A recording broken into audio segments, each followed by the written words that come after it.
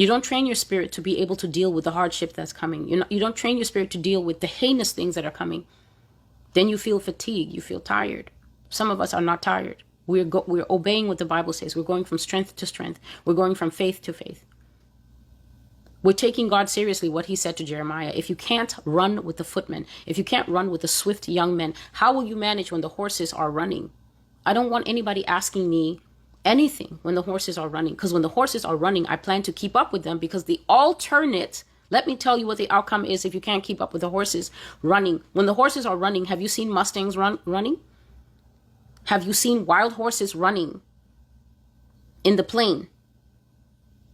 They seem to have a connected mind. They're very wild, but at the same time, they're just moving.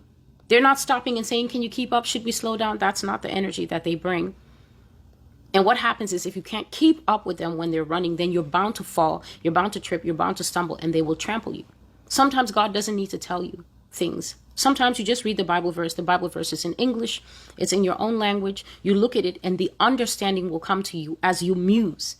What is he saying? If you can't run with men, how will you run with horses? And if you enter a time period where the situations, the circumstances, the things that happen to young men, young women, old women, Kenya, why are you raping 90-year-old women? What do you think God will do to you as a nation?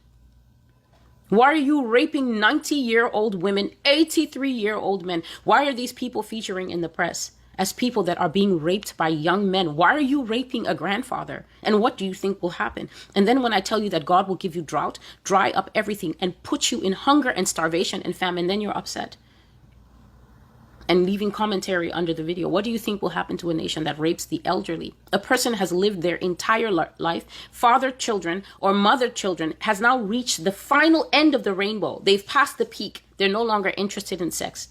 Then they wake up to find out that you have torn the door off their shack. 6 of you. These old people are dying of their injuries. What do you think has entered people except demons? This is not normal behavior. And that is why I said at the beginning that when the deep darkness comes to cover the people, and we see what humanity is capable of under the influence of deep darkness. You meet a man, he's normal. He takes you on a few dates. You actually are in a 6-7 month relationship. Everything is normal. Then he comes to pick you up as always, and his eyes are not right. Why are you still going on that date? At your big age, you don't know? You don't know when somebody's eyes are not right? You don't know when your gut is screaming, Marcia, do not enter that car. And you're thinking, but it's Todd. Todd is my boyfriend. Then that day is the day that Todd's eyes go black from corner to corner, and you come back a changed woman. You come back a changed woman. You, the best friend of Todd, he says, let's go for a drink, and he brings you home, or you make your way home at the end of that spiked drink night. You come back, you go for the boys' night, you wake up, and everything back there is destroyed. You can never ask them which one of them did it. You don't know if it was one of them did it while you were out. You don't know if it was all of them did it. All you know is the friendship with Todd and the boys is over. But guess what? You are now carrying the scars of that. It will be very hard to navigate this kind of landscape, this kind of scenario. As you can see, I'm sitting and I'm just bringing up the scenarios as they occur to me. And there's no end to the scenario. Your father lives in the house. You have showered in that house until you're 19 years. He brought you up. He paid for your school fees. He bandaged your hurt knees.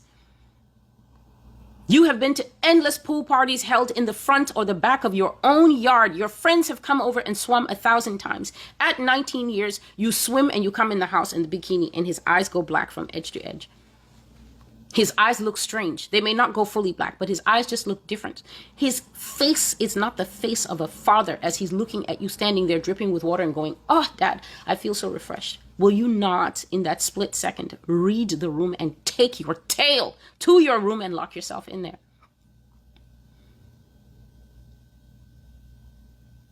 Is it later at the police station? How long was the assailant known to you? All my life. No one is blaming anyone here. I am telling you that a different gradation of mind response is required, or the horses will trample.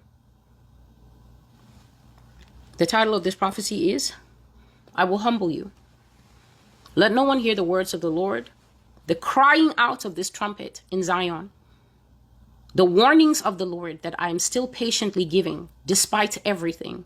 Let no one hear these things and then say, we had no warning.